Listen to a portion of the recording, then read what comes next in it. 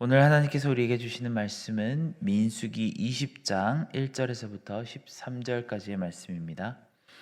민수기 20장 1절에서부터 13절까지의 말씀을 저와 여러분이 한 절씩 교독하시고 마지막 13절을 함께 읽겠습니다.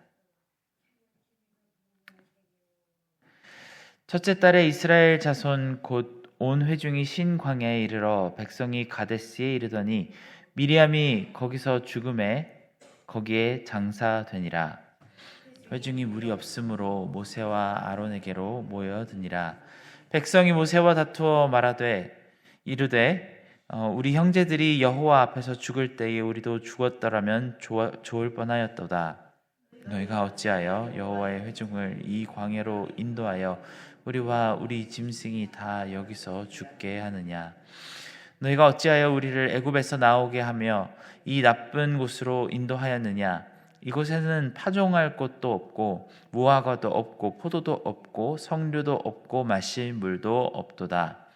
모세와 아론이 회중 앞을 떠나 회망문에 이르러 엎드림에 여호와의 영광이 그들에게 나타나며 여호와께서 모세에게 말씀하여 이르시되 지팡이를 가지고 내 형 아론과 함께 회중을 모으고 그들의 목전에서 너희는 반석에게 명령하여 물을 내라 하라. 저기 물을 내게 하여 회중과 그들의 짐승에게 마시게 할지니라. 모세가 그 명령대로 여호와 앞에서 지팡이를 잡으니라. 모세가 아론이 회중을 그 반석 앞에 모으고 모세가 그들에게 이르되 반역한 너희여 들으라. 우리가 너희를 위하여 이 반석에서 물을 내려 하고 모세가 그의 손을 들어 그의 지팡이로 반석을 2번 치니 물이 많이 솟아나오므로 회중과 그들의 짐승이 마시니라. 여호와께서 모세와 아론에게 이르시되 너희가 나를 믿지 아니하고 이스라엘 자손의 목전에서 내 거룩함을 나타내지 아니한 고로 너희는 이 회중을 내가 그들에게 준 땅으로 인도하여 드리지 못하리라 하시니라. 함께 읽겠습니다. 이스라엘 자손이 여호와와 다투었으므로 이를 무리라 하니라. 여호와께서 그들 중에서 그 거룩함을 나타내셨더라.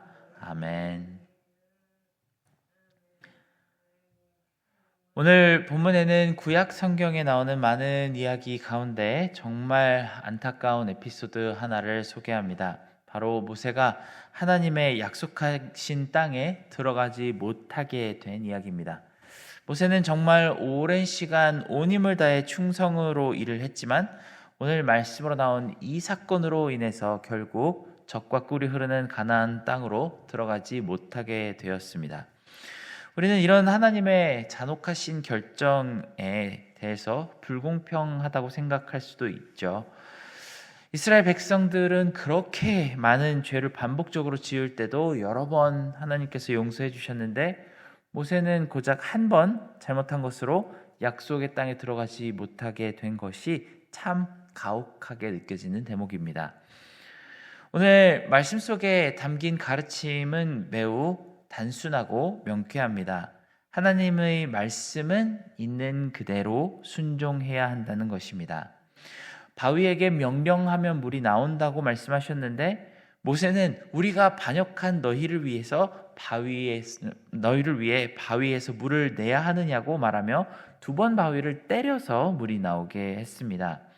마치 하나님께서 물을 주시는 것이 아니라 모세와 아론이 인간적인 능력과 판단으로 백성들에게 물을 준 것처럼 되었습니다. 이것 때문에 하나님께서는 모세에게 벌을 주셨습니다. 오늘 말씀 12절에 보면은 이 잘못을 2가지로 요약합니다. 모세와 아론이 하나님을 믿지 못한 것이 첫 번째고 이스라엘 백성들의 눈앞에서 하나님의 거룩함을 나타내지 않은 것이 바로 2번째 잘못입니다. 그러니 우리는 신앙의 여정을 걸어가며 항상 기억할 것은 하나님을 믿으며 주님의 거룩함을 나타내는 순종의 모범을 보여야만 하겠습니다. 이것이 표면으로 드러나는 오늘 말씀의 가르침입니다. 하지만 오늘 말씀은 그저 이 단편적으로만 드러나는 가르침만 얻어서 가기에는 훨씬 더 깊은 의미들을 많이 가지고 있습니다. 그저 작은 가르침 너머에 성경 전체에 흐르는 이 거대한 서사의 물줄기에서 이 에피소드가 담당하는 커다란 역할이 있기 때문입니다. 오늘은 그 메시지를 잠시 살펴보고 묵상하며 기도하는 시간을 갖기를 원합니다. 성경은 창세기에서 아담과 하와가 죄를 지은 그 순간부터 우리 모든 인류가 맞이한 그 절망적인 상황에 대해서 이야기합니다. 도저히 인간의 능력으로는 빠져나올 수 없는 깊은 죄의 수렁에 대해서 이야기하며 모든 인류가 동일하게 반복적으로 묶여있는 이 죄의 운명에 대해서 이야기합니다. 그러다 보니 이 모든 이야기에는 구원자에 대한 갈망이 곳곳에 담겨 있습니다. 성경의 목적은 우리가 얼마나 커다란 절망 속에 있는지, 얼마나 답도 없고 희망도 없는 이 운명 속에 우리가 갇혀 있는지에 대해 한탄하는 것이 아니라 이런 상황에서 기적적으로 구원하시는 메시아가 있다는 것에 대해서 전하는 것입니다.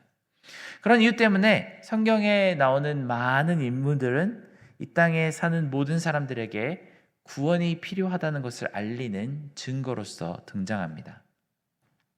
그리고 시시때때로 이런 구원자에 가까운 사람들이 등장합니다. 아마 구약에서 가장 처음으로 등장하는 구원자의 역할은 모세가 감당했을 것입니다. 그 이름도 건져냄이라는 뜻을 가진 사람이라 하나님께서 백성을 위해 세우시는 온전한 구원자 역할을 하기에 참 적절한 인물인 것 같습니다. 모세뿐만이 아니라 성경에는 다윗과 같은 인물도 있고 여러 전설적인 선지자들 또한 등장합니다. 하지만 구약 성경은 변함없이 하나님이 보내시는 구원자는 마치 모세와도 같고 다윗과 같은 사람이지만 아브라함도 모세도 다윗도 하나님이 준비하신 구원자는 아니다라는 분명한 메시지를 우리에게 전달합니다. 그래서인지 아주 솔직하게 성경은 그들의 부족한 모습을 있는 그대로 보여주며 이들 또한 구원자가 아니라 구원이 필요한 죄성을 가진 사람이라는 것을 말합니다. 아브라함의 경우에는 그가 바로에게 사라를 시집 보내는 이야기가 등장하고 다윗은 밧세바를 취하는 죄악을 통해 그의 인간적인 연약함과 죄성이 드러납니다. 그런 연약함과 타락, 하나님에 대한 신뢰가 부족한 모습에는 그들 역시 구원이 반드시 필요한 죄인이라는 사실이 담겨 있습니다. 모세에 대해서는 오늘의 에피소드가 그런 역할을 하는 아주 중요한 이야기입니다. 하나님의 백성을 구원의 길로 이끌며 약속의 땅으로 인도하는 사람은 분명히 있을 것입니다. 하지만 모세와 아론은 구원의 메시아가 아닙니다. 바로 예수 그리스도가 구원의 메시아이십니다. 신약 시대를 살고 있는 우리에게는 이것이 너무나도 당연한 이야기죠. 예수 그리스도 외에는 구원받을 만한 다른 이름을 하나님께서 주신 적이 없습니다. 우리는 천국의 소망에 대해서 이야기할 때 오직 예수 이름 말고는 아무것도 없다는 사실을 잘 알고 있습니다. 하지만 우리에게는 이렇게 당연한 사실이 이스라엘 백성에게는, 유대인들에게는 전혀 당연하지가 않았습니다. 실은 지금까지도 모세는 이스라엘 백성의 구원자이자 그가 전한 율법과 법도를 잘 지켜야만 하나님의 약속을 얻을 수 있다고 생각하는 사람들이 우리 주변에도 많이 있습니다. 하지만 신약의 많은 사도들이 이야기하는 것처럼 모세가 전한 이 율법은 우리가 죄인이라는 사실을 깨닫게 해줄 뿐입니다. 심지어 그 율법을 전한 모세 또한 어느 순간에는 하나님께 순종하지 못했고 하나님을 믿지 못했고 그래서 약속의 땅에 들어가지 못한 모습을 볼 수 있습니다. 성경의 모든 가르침은 우리의 초점을 온전히 예수님에게만 맞추게 합니다. 모세의 율법을 바라보아도 구원을 얻지 못하고 아브라함이 전한 할례를 통해서도 언약을 얻지 못합니다. 다윗의 나라도 역사 속에서는 결국 무너지고 말았습니다. 하지만 예수님의 모든 공로는 우리에게 영원히 없어지지 않을 축복으로 다가옵니다. 예수님은 모든 불완전한 것들이 이루지 못했던 온전한 약속의 응답이 되십니다. 반면 모세의 개인적인 삶을 우리는 잠시 바라보기 원합니다. 그는 처음 떨기나무에서 하나님의 목소리를 들었을 때부터 약속의 땅에 들어가 유업을 얻을 날을 간절히 기다렸을 것이 분명합니다. 이렇게도 말을 안 듣고 매번 불평하는 백성들의 원망을 인내하고 육신의 고단함을 이겨내며 하루하루 발걸음을 옮기는 그의 마음속엔 그래도 가나안 땅에 들어가 평안히 살 날에 대한 희망이 있었을 것입니다. 하지만 바위에게 명령하는 대신 지팡이로 때렸다고 약속의 땅에 들어가지 못하게 된 그의 마음은 어땠을까요? 이상하게도 모세는 자신이 쓴 그 글 내내 그가 얼마나 약속의 땅을 사모하고 들어가고 싶었는지에 대한 이야기가 거의 등장하지 않습니다. 심지어는 하나님께서 이런 결정을 내리신 데 대해서 어떠한 불평이나 억울한 마음을 호소하는 대목이 발견되지 않습니다. 그저 이 사실을 담담하게 받아들이는 듯합니다. 어떻게 그럴 수 있을까요? 우리가 성경 전체에서 등장하는 모세란 사람을 살펴보면 애초에 모세가 광야로 나오게 된 동기가 팔레스타인 땅을 얻기 위함이 아니었음을 알게 됩니다. 그것보다 훨씬 더 큰 소망이 있었음을 성경은 말합니다. 우리가 믿음장으로 잘 알고 있는 히브리서 11장에는 모세의 믿음에 대해 이렇게 설명합니다. 11장 24절에서부터 26절의 말씀입니다.